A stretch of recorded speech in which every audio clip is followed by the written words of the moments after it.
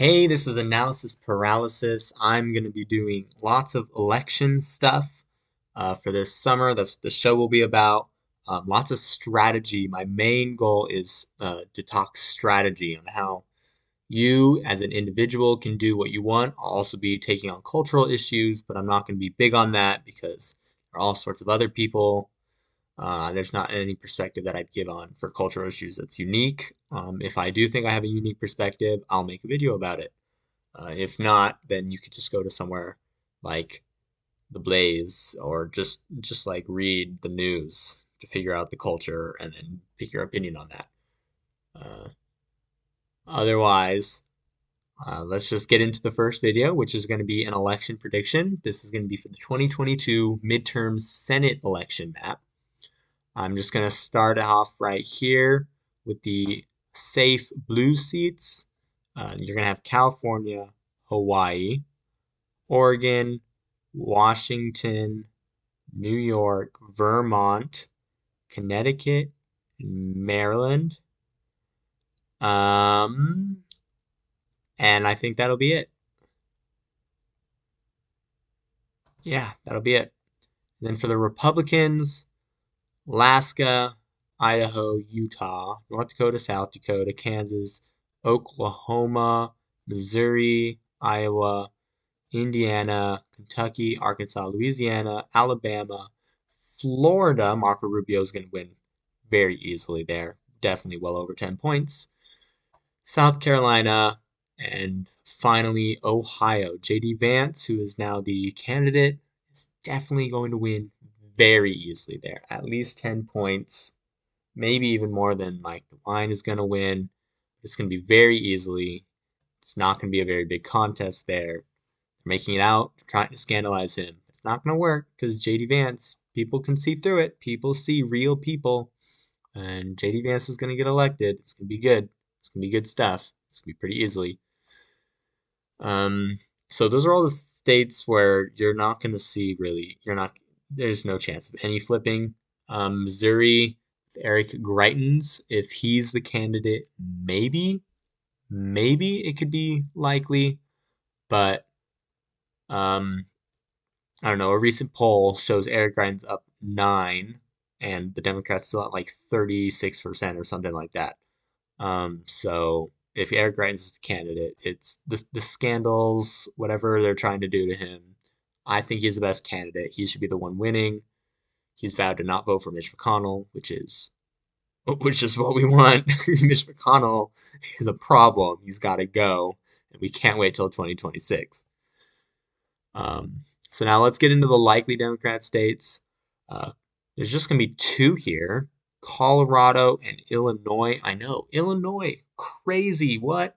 Crazy prediction. But if you look at past red wave years, and this is going to be a red wave year, Illinois did elect a Republican senator in 2010 and a Republican governor in 2014.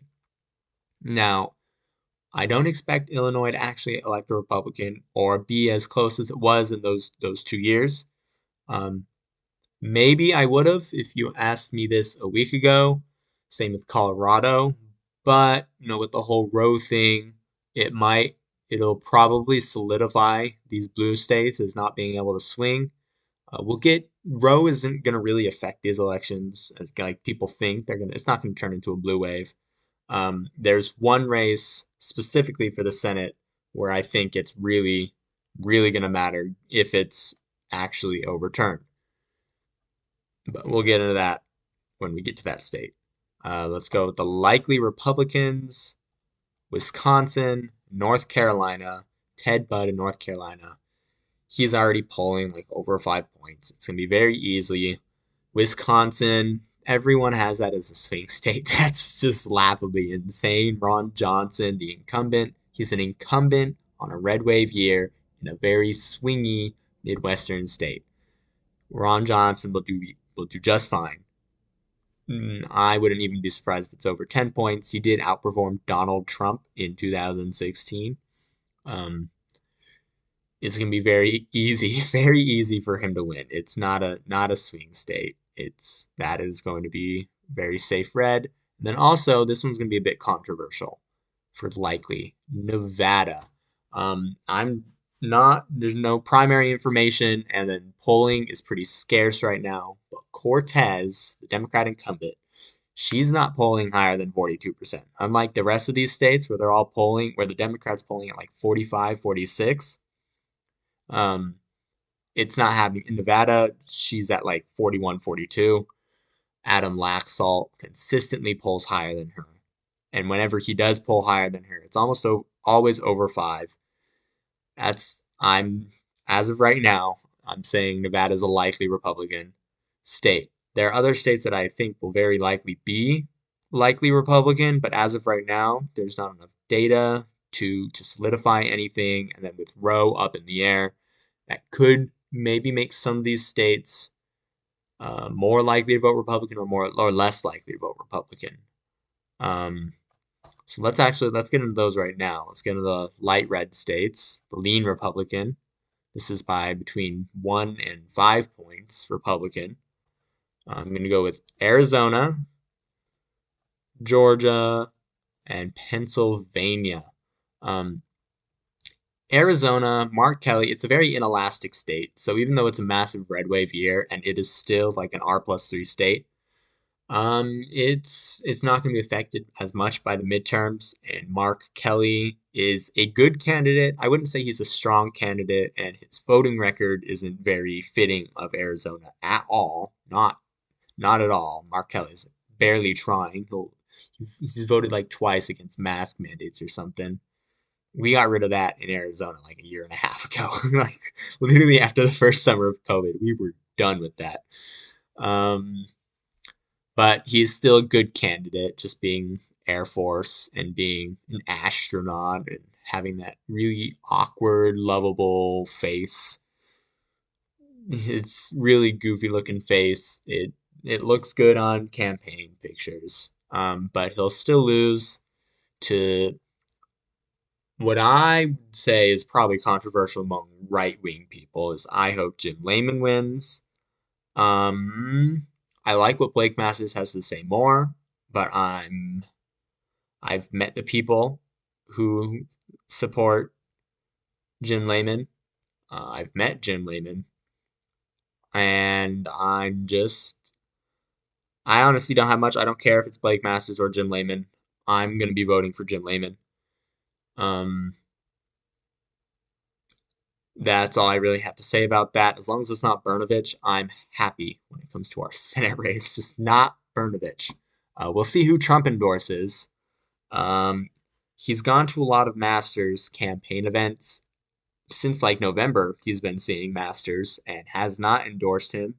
Although I don't think he's gone to any Jim Layman events, so that could be bad. And then everyone in the right wing media is really, really pushing for Masters.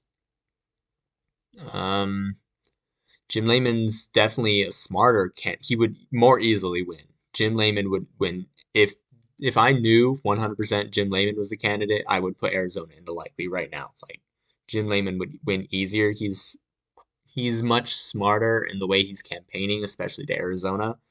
Blake Masters, he's ballsy, but we'll see. That could make it close. Arizona doesn't really like those kinds of candidates as much as a state like Florida does as of right now because of what DeSantis did there.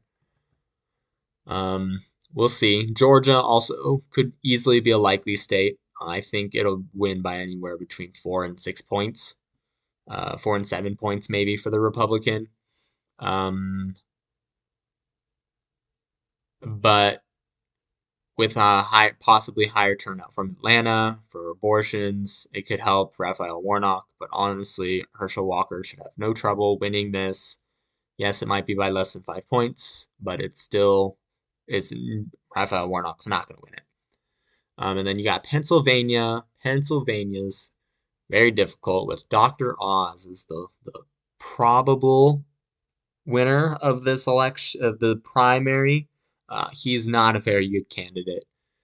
None of the candidates in that race are good candidates, and Dr. Oz is certainly not the worst. So people give Trump a lot of crap. It's like no one in that race was good.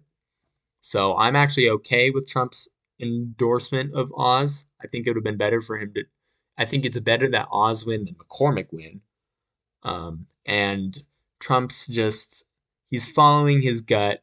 He's doing what got him in the White House, which is he understands that you need to always reward your friends and always punish your enemies. And Dr. Oz, I guess, is Trump's friend, and so since there's no one really good in the race, he might as well just reward him. It's I'm I'm okay with it. I didn't like anyone from Pennsylvania anyways. We weren't going to get another good candidate. I mean, Dr. Oz will probably be better than Pat Toomey. I mean, it's not hard to get better than Pat Toomey. I mean, and if not, at least it's just going to be equal.